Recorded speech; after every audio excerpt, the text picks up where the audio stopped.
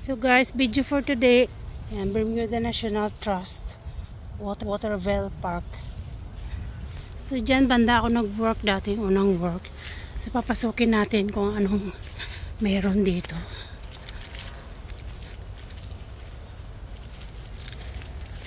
Private property. So dati dito kami nag-fishing.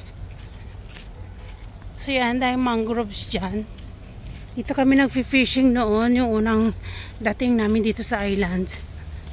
Ay, napaka-cool, ang ganda.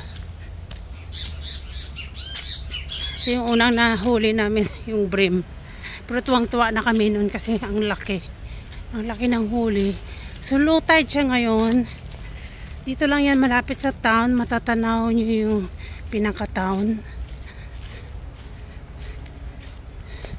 So low tide siya ngayon. Ayan, yan. Dito mismo kami nag-fishing noon. Ang daming isda.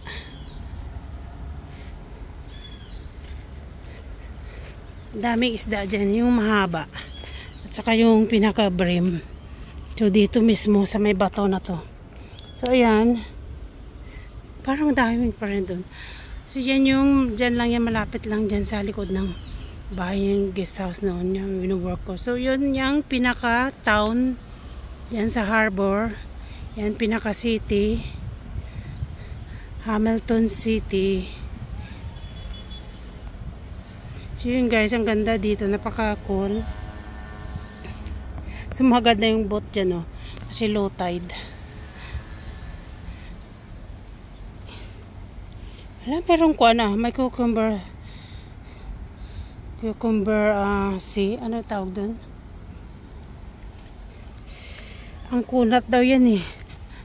So dito naman sa kabila ay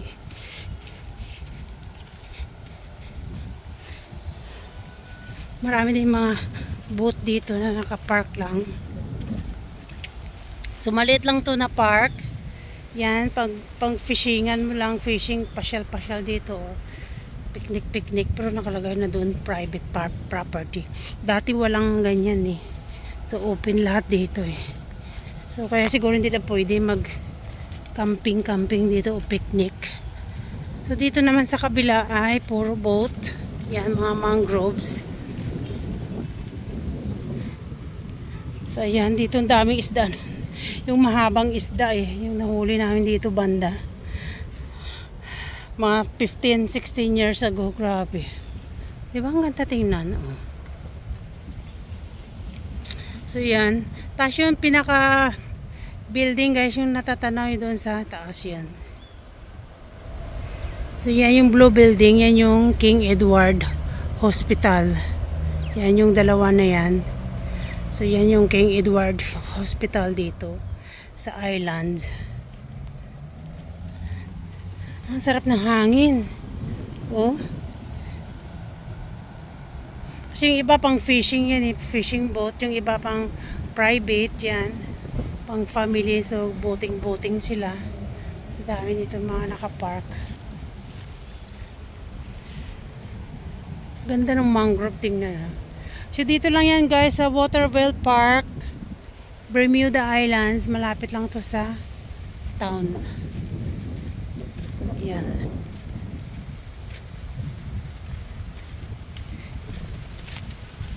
Tatanaw mo yung pinaka-city doon sa dulo. So napaka-cool dito kasi dahil puno. Yan, pauwi na ako. Yun lang guys, video for today. At Bermuda, one of the Bermuda Park here in Paget. Bye for now.